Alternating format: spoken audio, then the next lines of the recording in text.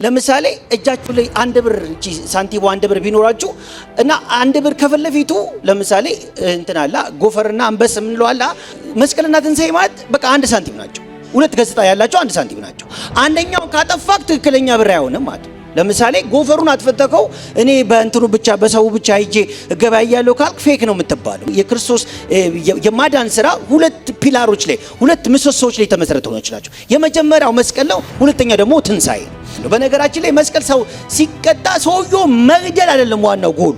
ማለትም የተደረገውን ጥፋት የተደረገውን ኃጢአት ያ ሰውዬ ያጠፋውን ነገር አደባባይ ይውለት ይሄ ሰውዬ መቀጣጫ ይሁንላችሁ ተብሎ የሚቀመጥ ነው መስቀል። ኢየሱስ የተቀጣበት ኢየሱስ የሞተበት መስቀል ወይ ደግሞ ኢየሱስ ዋጋ የከፈለበት መስቀል እሱን ስለ መግደል ብቻ ሳይሆን የሱ መሞት ለኛ ለያንዳንዳችን የሚነግረን አንድ ትልቅ ነገር አለ።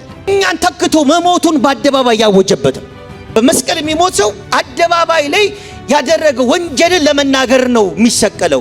ኢየሱስ ግን የሞተው ምን ለማድረግ ነው ካላችሁ መካከለኛነቱን ወይ ደግሞ ምትክነቱን ለማሳየት ነው አደባባይ ላይ ኢየሱስ የሞተው።